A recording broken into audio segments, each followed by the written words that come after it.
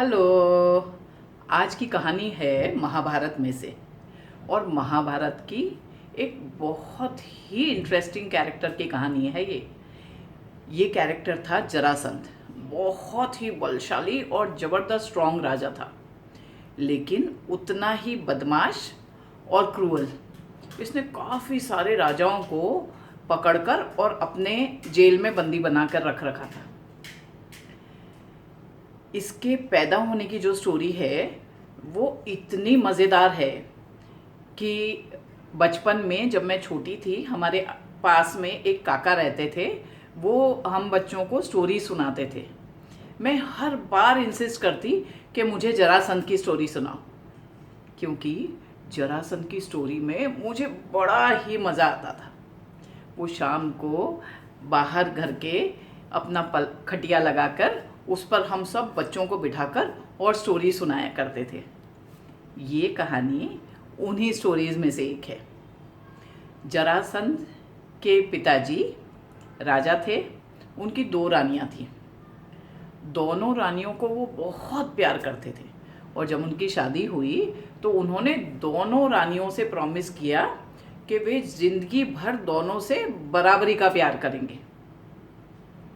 लेकिन इन राजा की कोई भी संतान नहीं थी, यानी कोई बच्चे नहीं थे।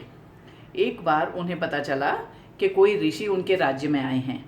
वो फटाफट उन ऋषि के पास गए और उनकी काफ़ी सेवा की और कहने लगे, ऋषिवर, मेरे कोई भी संतान नहीं है, मुझे आशीर्वाद दीजिए कि मेरे बेटा हो। ऋषिवर ने आंखें बंद करी और जादू से उनके हाथ में एक आम आ गया। उस आम को लेकर उन्होंने राजा को दिया और कहा कि ये अपनी रानी को खिला देना। अब राजा वो आम लेकर राजमहल में आ गए, लेकिन उनकी तो 2 रानियां थी। उन्होंने आधा आधा आम दोनों रानियों को खिला दिया। अब क्योंकि दोनों रानियों ने आधा आधा आम खाया था, जब उनके बच्चे हुए तो वे सिर से पैर तक आधे, एक रानी को एक तरफ का बच्चा, दूसरी रानी को दूसरा आधा बच्चा। दोनों सिर पटक पटक कर रोने लगी। राजा ने कहा कि इन बच्चों को लेकर और फेंक आओ। आधे आधे बच्चों का भला क्या करते वे। उन्होंने दोनों बच्चों को उठाया और जंगल में फिकवा दिया। अब वहीं से उसी समय एक जरा नाम की राक्षसी गुजर रही थी। हंसती हंसती हंसती हंसती इधर उधर घूम रही थी। तभी उसने देखा कि एक छोटा सा बच्चा, जिसका खाली हाफ बॉडी है, वो वहां पे पड़ा है। उसने उसे हाथ में उठा लिया। इधर उधर घूमी तो देखा उसे एक और बच्चे का आधा पार्ट मिल गया। उसने उसे भी हाथ में उठा लिया। जैसे ही वो बच्चों के शरीर पास में आए, दोनों आकर चिपक गए और वो एक हंसता खेलता बच्चा बन गया। ये थी जरासंध के बर्थ की स्टोरी। अब ये जरासंध जो था वो था दुर्योधन का दोस्त, यानी कि महाभारत की लड़ाई में पांडवों का दुश्मन। एक बार जब कृष्ण को पता चला कि जरासंध दुर्योधन की तरफ से लड़ाई लड़ने वाला है, कृष्ण ने अर्जुन और भीम को अपने साथ में लिया और तीनों ने साधुओं का वेश धरा और पहुंच गए जरासंध के महल में। जरासंध साधुओं की बहुत सेवा और आवभगत करता था। उसने बड़े ही रिस्पेक्ट से, आदर से उन्हें अपने महल में बुलाया और कहने लगे, कहिए ऋषिवर, मैं आपकी क्या सेवा कर सकता हूँ। कृष्ण कहने लगे, ये जो दोनों मेरे मित्र हैं, ये रात में 12 बजे के बाद ही बोलेंगे। तो जरासंध कहने लगा, कोई बात नहीं ऋषिवर, मैं तभी आऊँगा आपकी सेवा करने।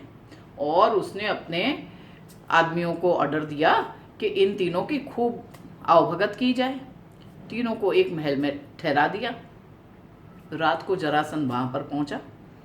जब उसने देखा अर्जुन का हाथ, जो कि बार बार तीर कमान चलाने से यहाँ पर छिला हुआ था, वो समझ गया कि ये तीनों जो कह रहे हैं वो है नहीं। वो पूछने लगा, तुम हो कौन? आप लोग ऐसे तो नहीं लगते कि ब्राह्मण हो, जरूर कुछ न कुछ और हो और मुझे ये बता रहे हो कि तुम ब्राह्मण हो, बताओ मुझे कौन हो। कृष्ण बोले, ये हैं कुंती पुत्र अर्जुन, ये हैं कुंती पुत्र भीम, और मैं हूँ वासुदेव नंदन कृष्ण।